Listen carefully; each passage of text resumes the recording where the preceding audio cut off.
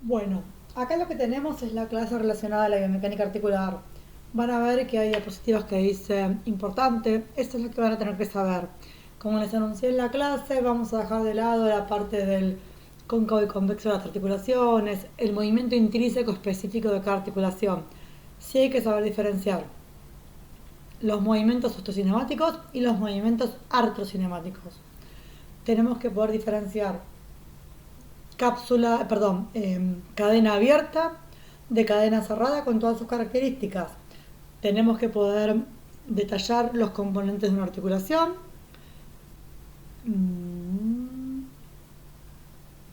Y bueno, ya ahí tenemos un montón de información. Es más breve de lo que habíamos dicho.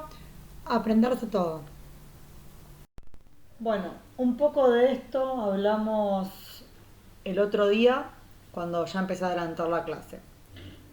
Las cadenas cinemáticas son partes del cuerpo humano que forman subsistemas. Bien, son sucesión de eslabones óseos y unidades biomecánicas que se encadenan para cumplir una finalidad. Como ya dijimos, tenemos dos cadenas cinemáticas del miembro superior, dos cadenas cinemáticas del miembro inferior y una cadena cinemática de cabeza y tronco. Recordemos qué es lo que es la unidad biomecánica. La unidad biomecánica son el conjunto de elementos que hacen posible el movimiento humano, es toda la parte articular y periarticular, que lo vamos a ver también. Y las cadenas óseas o los eslabones óseos es el segmento de recta que representa el hueso de un sector determinado del cuerpo. Bien, que eso fue lo que vimos en la clase pasada. ¿Qué más? Bueno, lo de los grados de libertad tiene que ver con, según la cantidad de movilidad que tienen las articulaciones de esa cadena cinemática, se suman y a mayor cantidad de movimientos individuales de las articulaciones, eso nos permite mayor movilidad en conjunto.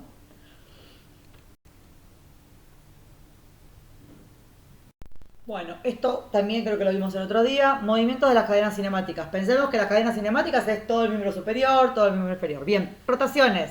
Acuérdense, las rotaciones son giros alrededor del eje longitudinal del propio segmento. Piensen qué tipo de rotaciones pueden hacer con las cadenas cinemáticas. La idea es que mientras vayan mirando el video se empiecen a mover un poquito, ¿no? Y a pensar con su propio cuerpo y no estudiar de memoria. Bien, acá tenemos angulares continuos y angulares alternados. Angulares continuos. Movimientos angulares de articulaciones vecinas. Toda la cadena en flexión o toda en extensión. Piensen, por ejemplo, si llevamos la cadera para atrás, extendemos la rodilla, extendemos el pie. O si traemos la pierna, llevamos la pierna al pecho, yo flexiono cadera, flexiono rodilla, flexiono tobillo. Son todas en el mismo sentido, todas o en flexión o en extensión. En cambio, en alternados es cuando se mueve en un sentido una articulación y otra en otro. Por ejemplo, eh, cuando uno impacta una pelota de fútbol, si no me equivoco, uno cuando patea tiene flexión de cadera, pero tiene extensión de rodilla. Ahí tenemos angulares alternados. Y cuando hablamos de traslaciones, tenemos que hablar de que traslación, de trasladarse, se modifica el centro de gravedad en el espacio, que es un poco lo hablamos cuando vimos el tema del equilibrio. Si mi centro de gravedad está sobre mi base de sustentación, yo estoy en equilibrio. Si mi centro de gravedad se desplaza demasiado y yo pierdo el equilibrio y tengo que dar un paso para no caerme, mi centro de gravedad se desplazó. Entonces yo también me trasladé. Según donde a mí me empujen, yo me voy a trasladar o no. Espero no haber confundido. 4 conceptos. Rotaciones, angulares continuos, angulares alternados y traslaciones. Bueno, esta parte la paso rápido porque ya la vimos, ya la hablamos, ya la sabemos diferenciar. Acuérdense, tipos de cadenas cinemáticas, abiertas, frenadas, cerradas. Las que más vamos a utilizar porque son más fáciles de diferenciar es abiertas y cerradas, pero también están las frenadas. Característica fundamental, extremo distal libre de resistencia. Tenemos que saber cuál es el extremo distal. Saber lo que es distal. Se usan para movimientos rápidos y amplios. lanzamientos o golpes en toda la fase previa del contacto. Piensen si yo voy a pegar una piña, desde que llevo el brazo para atrás y hasta que impacto, porque una vez que yo impacto, ya deja de ser una cadena abierta, porque no está más libre el extremo distal. Movimientos balísticos comienzan con aceleración, tienen un momento intermedio de inercia y el final es frenado por acción de antagonistas. Todos los lanzamientos son movimientos balísticos, así que tenemos eso. Lo que pasa es que tenemos la resistencia del elemento que vamos a lanzar o si vamos a impactar algo y bla bla bla. Exigen muchísima coordinación, todo lo que sea en velocidad siempre exige mucha coordinación. Y esto es lo que nos produce que hacer un movimiento coordinado o veloz, que sea muy fácil lesionarse. En este tipo de movimientos es muy común que se produzcan lesiones. Este tipo de cadenas se usan para mejorar la movilidad, la elasticidad y para entrenar la fuerza-potencia. Bien, hay que saber estas características.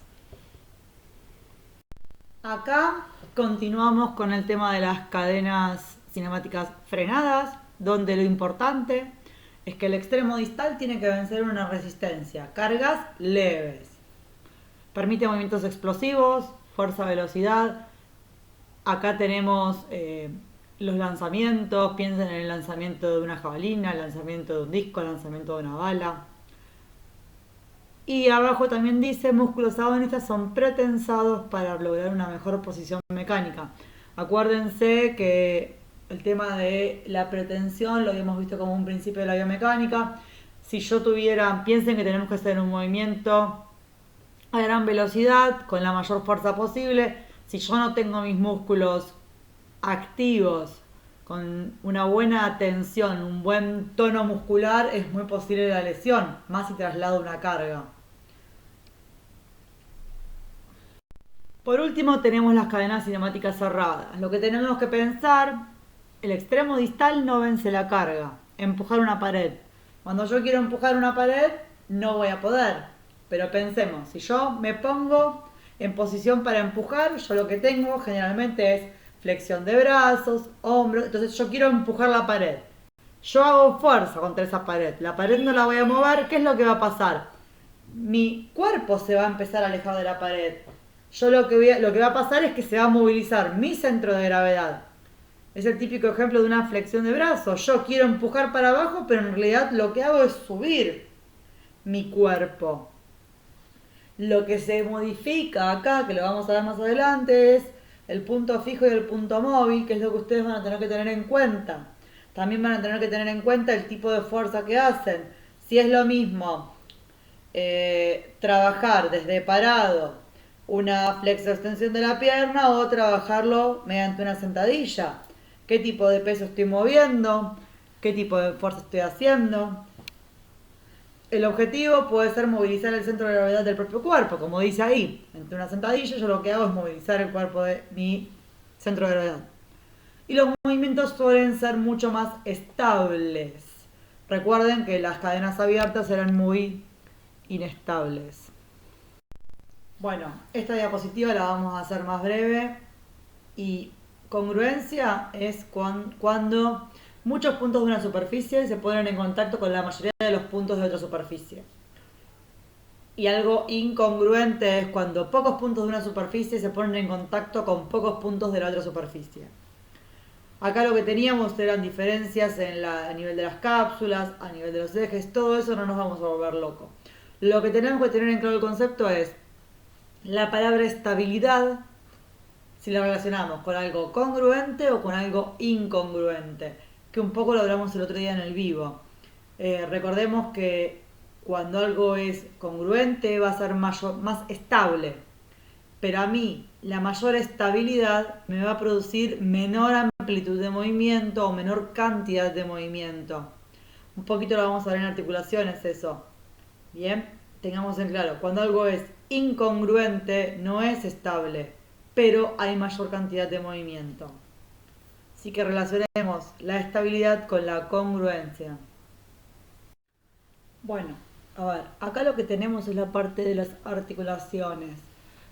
Algo que viene de la parte anatómica, es decir, que ya lo tienen que saber y si no, bueno, lo pueden repasar.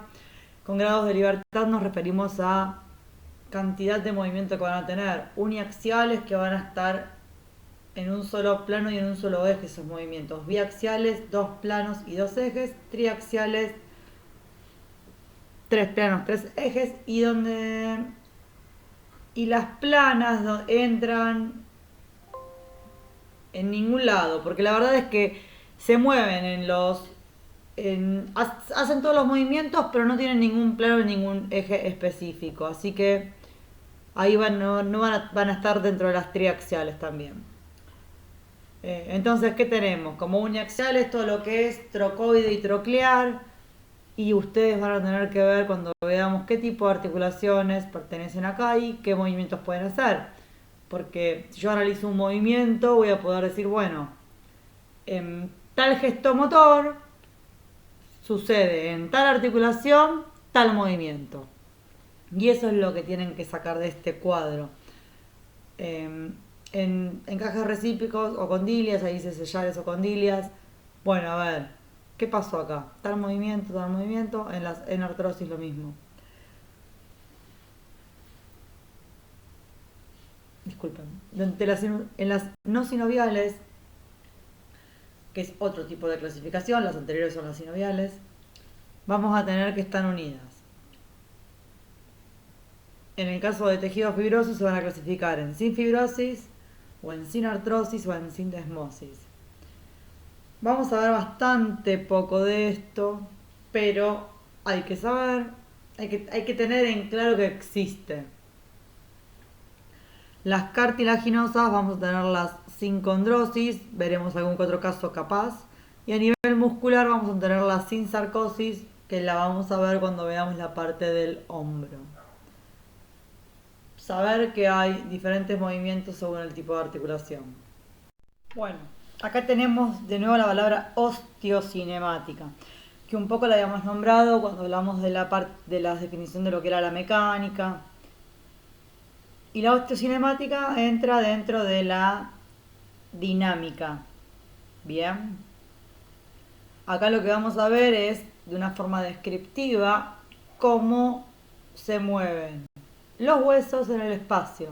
Definición de osteocinemática: estudio del desplazamiento de los huesos en el espacio. Y tenemos dos tipos de movimientos que a mí más me importan, que se los voy a subrayar para que ustedes... Porque esos van a ser los que vamos a utilizar para describir los movimientos, para analizar los movimientos.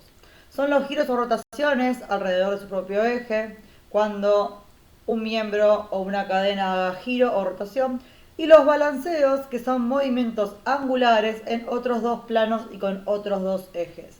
Es decir, las rotaciones van a entrar dentro de la osteocinemática en giros o rotaciones, y las flexiones, extensiones, abducciones, aducciones, inclinaciones van a entrar dentro de un balanceo. Y además tenemos la rotación conjunta y la rotación adjunta. Bien, leo lo que dice rotación conjunta. Rotación conjunta es involuntaria. Se da cuando un hueso se mueve en dos planos de forma sucesiva y se produce un movimiento en un tercer plano. Y esto se debe por la forma de la articulación y por la tensión de los ligamentos. Yo lo que quiero que ustedes hagan es que lo prueben. Quiero que se paren, o sentados, traten de no golpear nada, con el brazo pegado al cuerpo, brazo derecho pegado al cuerpo, con el pulgar hacia adelante, es decir, pegada la palma al cuerpo. Van a hacer una abducción de 180 grados, es decir, levantan bien el brazo, y van a hacer una extensión del brazo para volver al comienzo. Entonces, despego el brazo y cuando llego arriba lo que hago es traerlo de atrás para adelante. Acá lo que va a pasar es que mi pulgar, que estaba hacia adelante, con la palma de mi mano hacia mi cuerpo. Cuando yo hago esa vuelta de la abducción, el pulgar va a quedar hacia posterior, hacia atrás, y la palma va a quedar hacia externo. Ahí lo que se produjo fue una rotación involuntaria de mi brazo, de mi cadena cinemática superior. ¿Bien? Es difícil. Lo probamos cualquier cosa en el vivo y vemos. La idea es, yo arranco con la palma pegada a mi cadera, hago la abducción y hago como si fuera una rotación para atrás del brazo y van a ver cómo solo, si ustedes hacen la abducción y traen el brazo, les queda el pulgar para atrás. Y después, eso es la rotación conjunta. Y después tenemos la rotación adjunta, que la gran diferencia es que esta es voluntaria. Yo giro, hago una rotación de esa articulación con una intención. Y el ejemplo más común es cuando uno hace la abrazada de espalda. En natación ya tuvieron, así que pruébenlo. Lo hablamos y no en el vivo esto. Lo más importante es giros o rotaciones y balanceos. Siempre que yo hable de osteocinemática, vamos a tener que poder describir en ese movimiento si es un giro o una rotación y si es un balanceo, en qué plano y en qué eje es ese balanceo. Bueno, acá tenemos límites del rango óptimo de movimiento. Cada articulación tiene una graduación de movimiento, es decir, yo recién hablé de una abducción hacia 180 grados, cuando según el tipo de articulación, los ángulos irán de 0 hasta cierta cantidad de grados ese movimiento. Y estos movimientos van a estar limitados por estas estructuras que vamos a ver acá. Esto es general, así como la osteocinemática que vimos recién es general. Estos son los límites del rango de movimiento en general, y a medida que vayamos analizando situaciones, gestos motores, movimientos, vamos a tener que detectar en esa articulación cuál es el límite de movimiento. Hay límites blandos, hay límites duros, y eso es lo que vamos a ir observando. Bien, tensión cápsulo-ligamentaria, tensión y resistencia pasiva al estiramiento muscular y tendones periarticulares. Cualquiera podrá saber que si yo hago una elongación hacia cierto lugar, si a mí me ayudan, es distinto mi tope. Topes óseos es el contacto del hueso. Cualquiera puede pensar, cuando uno extiende el codo, hay un tope óseo, es un tope duro ese. Máximo contacto de superficies articulares. Se termina la posibilidad de contacto porque ya no hay más posibilidad de que esa articulación siga en movimiento, rodando, deslizando, lo que vamos a ver a continuación. Aproximación de partes blandas. Cualquiera que tenga un super bíceps, cuando quiera hacer la flexión del codo, va a haber un límite. ¿Por qué? Porque el bíceps va a formar ahí su forma de contracción y yo no voy a poder acercar más mi antebrazo al húmero. Contacto de segmentos corporales vecinos. Ahí también tenemos cuando dos huesos vecinos se contactan. Ya ahí no puede atravesarse un hueso al otro. Bueno, esto es lo general, se pregunta. Osteocinemática se pregunta. Límites de movimiento se pregunta. Cadena cinemática abierta, cerrada, frenada se pregunta. Mucho que estudiar. Bueno, acá vamos a hablar de la artrocinemática, que también lo vimos cuando hablamos de la mecánica y también tiene que ver con la descripción del movimiento. Lo que estudia la artrocinemática son los movimientos íntimos, intrínsecos, bien internos que se producen dentro de una articulación.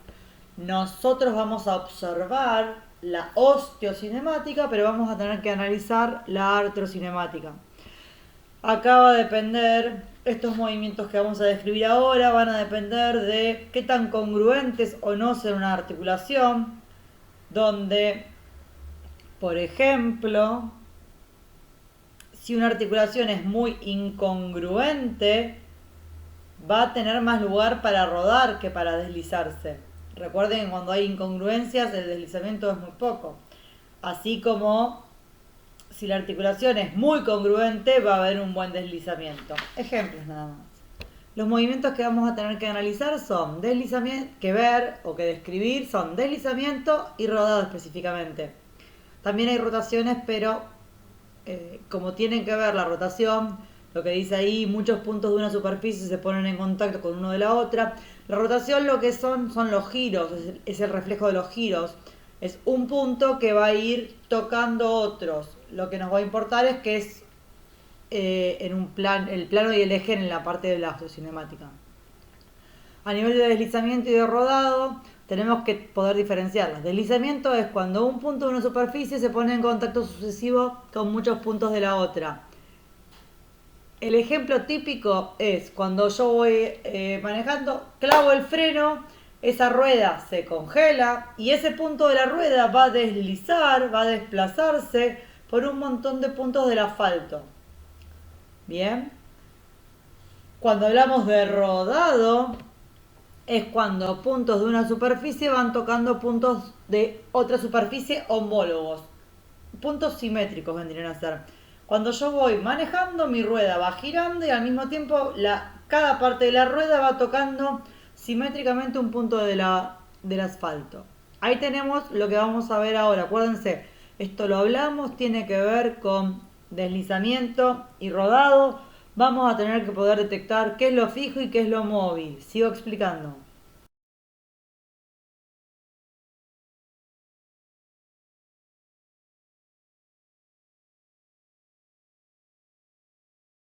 Bueno, acá lo que tienen son posiciones articulares.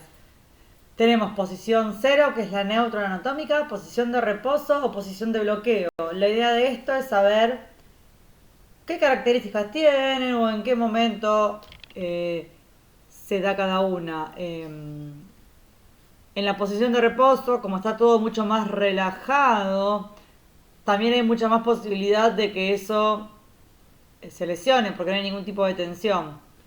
En cambio, en una posición de bloqueo está todo más tenso, más limitado, más al borde al máximo de tensión que puede generar. Eso solo, saber que hay tres posiciones de articulares, nada más. Acá lo que tenemos son las estructuras articulares, tanto para de la cápsula articular para adentro, es decir, hasta el hueso, como de la cápsula articular para afuera. Después los vamos a ver en las diapositivas que quedan, que son algunas nada más. Vamos a especificar un poquito más estas cosas. Pero bueno, tengamos en cuenta qué es lo interno y qué es lo externo. Y tenemos que saber la función de cada uno. Bien, superficie articular, cartílago sinovial, meñisco, rodetes, cojinetes para la parte interna y para la parte externa, cápsula, ligamentos, tendones, vainas y bolsas serosas. Bien, acá tenemos dos componentes de la parte interna de la articulación, cartílago articular y líquido sinovial. El cartílago articular lo que tiene es la función de recubrir las superficies óseas, evitando, como dice ahí, amortiguando las cargas, evitando el roce óseo, que es lo que nos va a producir en un futuro si no es artrosis, transmitir fuerzas y, importante que es lo que acabo de decir, evitar la mínima fricción. Y el líquido colabora con esto. Tiene que haber poco líquido, la sinovia, la membrana sinovial es la que lo secreta. Y lo que hace es lubricar el cartílago, acabamos de hablar, soportar el peso, disipar el calor y facilitar el movimiento articular. Bien, acá seguimos con los anexos articulares que están dentro de la articulación, menisco, rodético, jinete de pozo.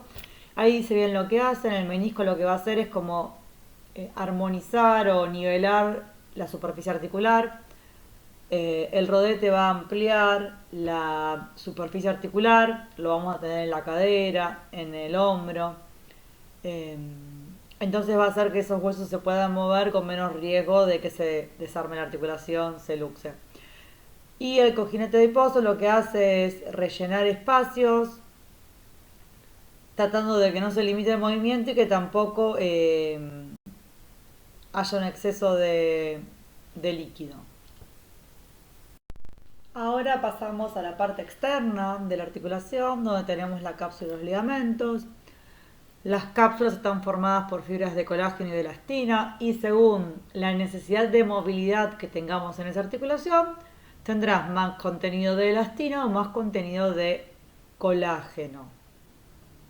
Como dice en el último punto, en las cápsulas y ligamentos tienen que estabilizar y cuanto más cantidad de colágeno tengan, mejor van a poder guiar el movimiento.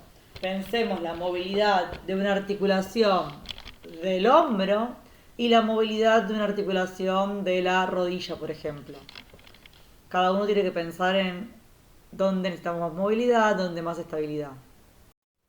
Por último, también como parte externa de las articulaciones, tenemos las bolsas serosas y las vainas sinoviales, que lo que hacen es disminuir las fricciones y evitar que se puedan lesionar.